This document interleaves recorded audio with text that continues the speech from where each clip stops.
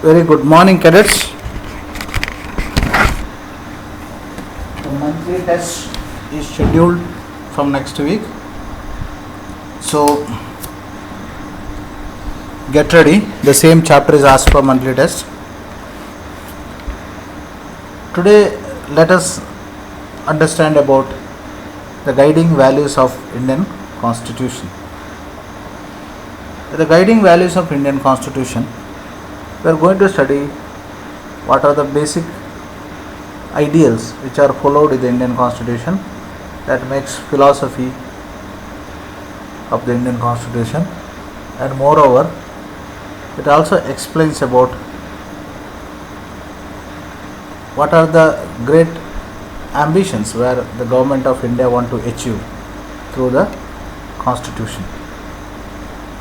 And in this guiding values of Indian Constitution, we are also going to study about the ideas of Mahatma Gandhi and Nehru related to the Constitution. The guiding values of Indian Constitution. In the book, we shall study exact provisions of the Constitution of different subjects. At this stage, let us begin by understanding the overall philosophy of what our Constitution is all about. So what is our Constitution is all about? That is what we are going to understand, and we have to understand the philosophy of our Constitution. We can do this in two ways. We can understand by reading the views of some of our major leaders on our Constitution. This is what I said. We are going to study about the opinion of Dr. B.R. Ambedkar, Mahatma Gandhiji and Nehru. But it is equally important to read what the Constitution says about its own philosophy. So we are going to read about Mahatma Gandhi's ideas on Constitution, Nehru's ideas on Constitution, and we are also going to study about how Constitution defines itself, that is what it is. Constitution says about its own philosophy. So that is what we are going to understand. First, let us study about the idea of Mahatma Gandhi. So in the last class, when I explained about the makers of Indian Constitution, there was no reference related to Mahatma Gandhi. It may be quite surprise for few of you, because why Mahatma Gandhi's name is not there in the makers of the Constitution? Because Mahatma Gandhi was not a member of Constituent Assembly. So he was not the member of Constituent Assembly. Yet there are many members who followed his vision, and years ago, because he wrote about his vision in a magazine of Young India in 1931. So even though Gandhiji was not the member of Constituent Assembly, but the ideas of Mahatma Gandhi, which he written in the Young India in the year 1931, completely taken by the Constitution makers. So let us understand about what is ideas of Mahatma Gandhi. So Mahatma Gandhi explains that I'll strive for a country constitution in which will release the old patronage of India, and I shall work for India in which poorest shall feel that it is their country in whose making they have an effective voice.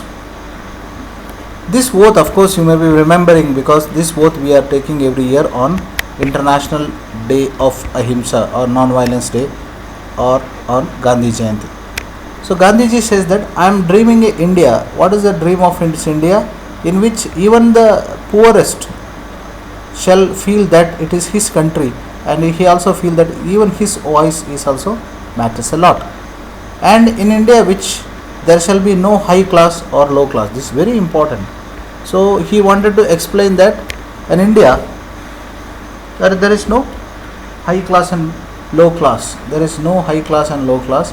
Here high and low class have got both meaning. One, is related to finance. The second one is related to the caste hierarchy, that is upper caste, lower caste, Brahmana, Kshatriya, Vaishya, Shudra, what we division. He says very clearly that I am dreaming a society there is no high class and low class, and I am dreaming a India in which the commonality shall live in a all communities live in a perfect harmony. So Gandhiji is dreaming a India in which Hindu, Muslim, Christian, Jain, Buddhist, Parsis all are living in a perfect harmony. There can be no room for such an India where the curse of untouchability and the curse of intoxicating drugs and drinks. So he says that there is no role for drugs and drinks or intoxicating drugs in my dream India, that there is no role for untouchability. So imagine what a beautiful vision of India Mahatma Gandhi had. That is what Mahatma Gandhi's dream of India. And he also continues that women will enjoy the same right as men, and I shall be satisfied with nothing less. So that is what Mahatma Gandhi says. So Mahatma Gandhi says that I wanted an India where even the downtrodden or the poorest of the poor get his voice, or he is also given a lot of importance. And I am dreaming an India where there is no role for intoxicating drinks and drugs or the curse of untouchability, upper caste, lower caste, all these things.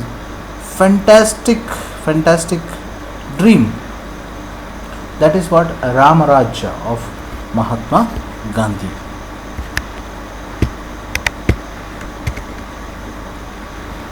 So this dream of India that has eliminated inequality was shared by Ambedkar, who played a key role in making of Indian Constitution. But he had a different understanding of how inequality could be removed.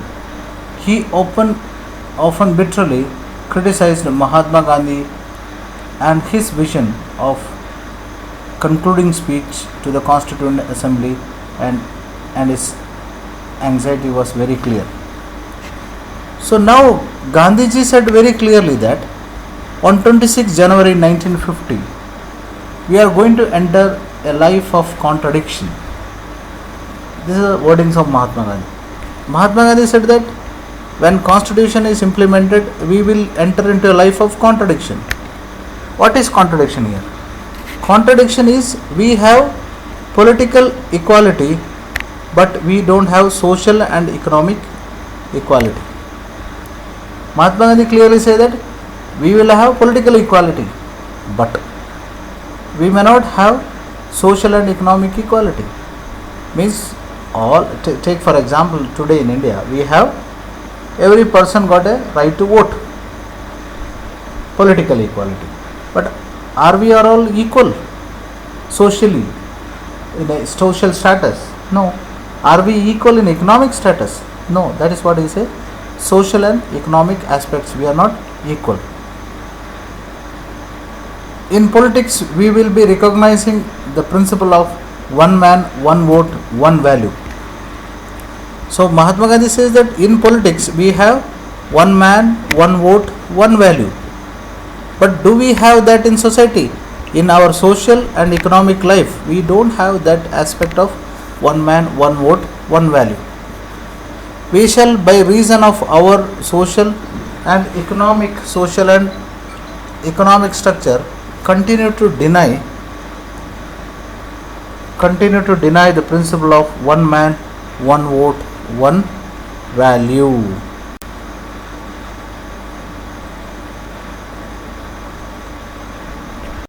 Hello.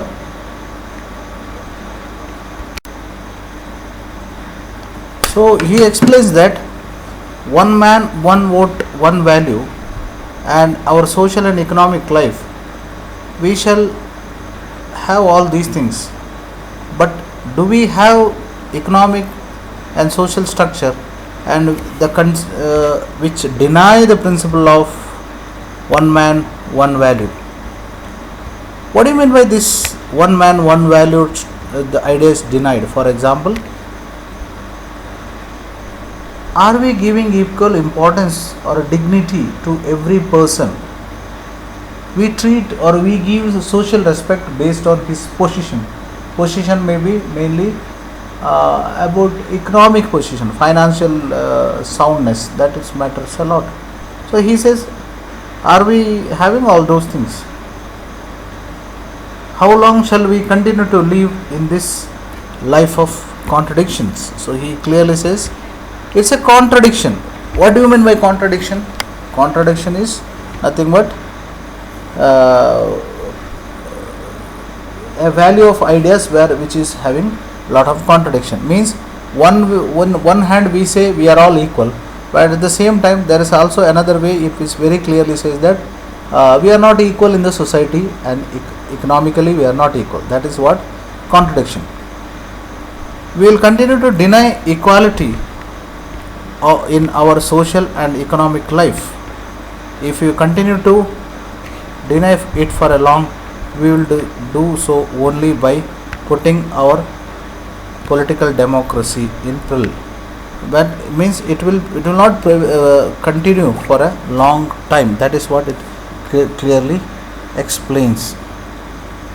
So fantastic idea or wonderful dream to achieve. That is what Mahatma Gandhi explains about his dream of Indian Constitution. Now, what was the idea of Nehru?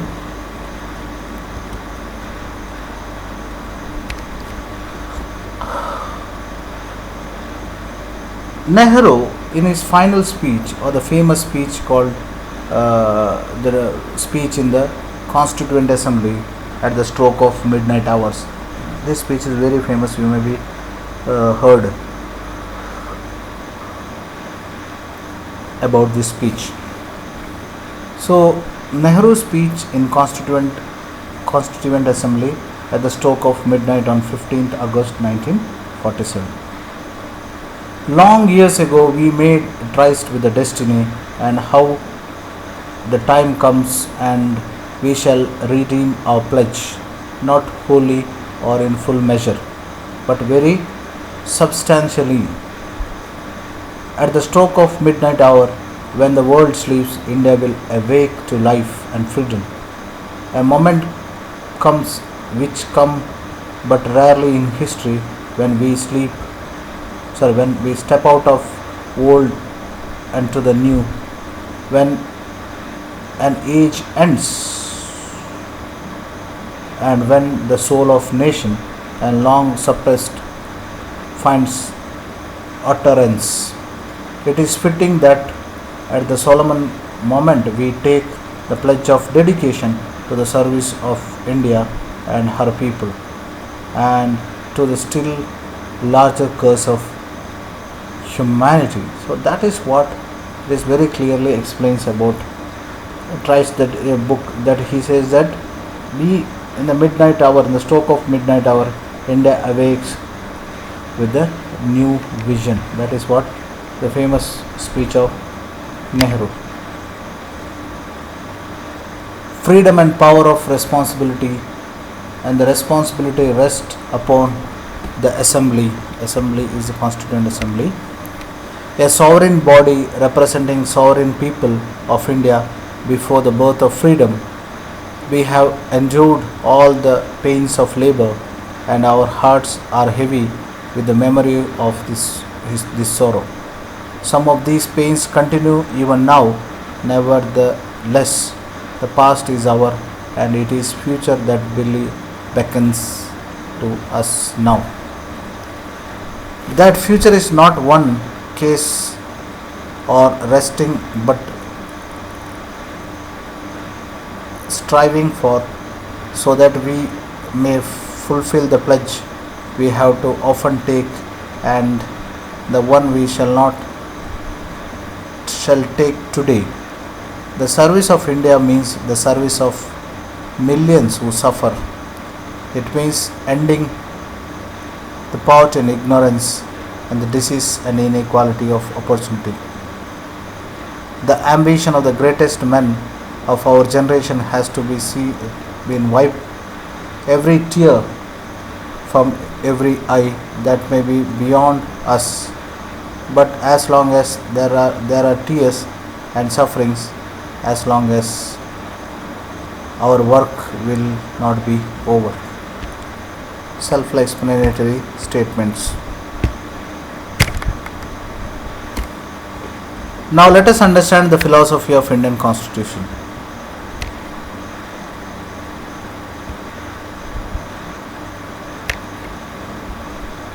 Values that inspired and guided the freedom struggle and were in turn nurtured by it, formed by the foundations of India's democracy.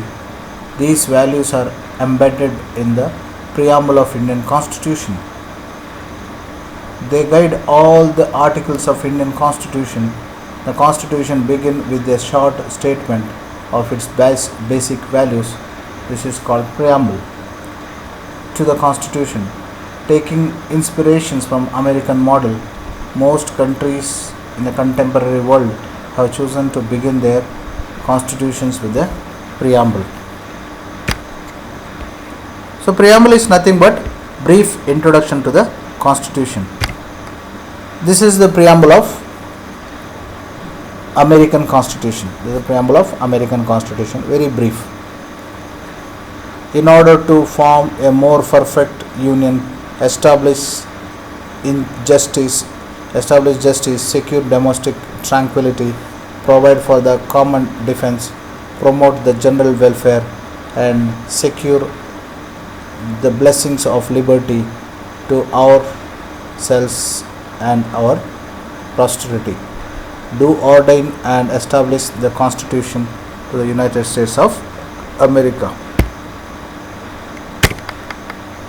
This is of course preamble of South Africa, which we studied in detail when that particular topic explained. This is the preamble of Indian Constitution, which is explained in the class 8th. We the people of India, having solemnly resolved to constitute India into sovereign, socialist, secular, democratic republic, and to secure to all its citizens justice. What kind of justice? Justice of social, economic, political, liberty of thought, expression, belief, faith and worship. So justice of social, economic, political, liberty of thought, expression, belief, faith and worship. Equality. What kind of equality? Equality of status and opportunity, and to promote among them all what? Fraternity, assuring the dignity of individual and the unity and integrity of the nation. In our Constituent Assembly on 26th day of November 1949, do hereby adopt, enact and give to ourselves this Constitution. So such a wonderful explanation about the ideals of the Constitution. That is what? Justice, liberty, equality, fraternity. What kind of justice? Social, economic, political. Liberty of thought, expression, belief, faith, worship. Equality of status and opportunity. Fraternity, assuring the dignity and unity of this great country. One by one, of course, each and every topic will explain in the later stages. Okay, now you see what is called sovereign. Very important. Sovereign. What is the meaning of sovereign? Where some people are supreme, people are supreme or right to make decision on internal and external matters. Sovereign means independent. Government and people are independent to make decisions on internal and external matters. No external power can be dictate the government of India. This is what the sovereign. Socialist. Wealth is generated socially and should be shared equally by the society. That is what socialist philosophy. The government should regulate the ownership of land, industry to reduce economic, socio-economic inequalities. Secular. Citizens have a complete freedom to follow any religion of their choice, and there is no official religion. Government treats all religious beliefs equal. Democratic, of course, you know, a form of government where people enjoy equal political rights, elect their rulers, hold them accountable. The government is run according to some basic rules.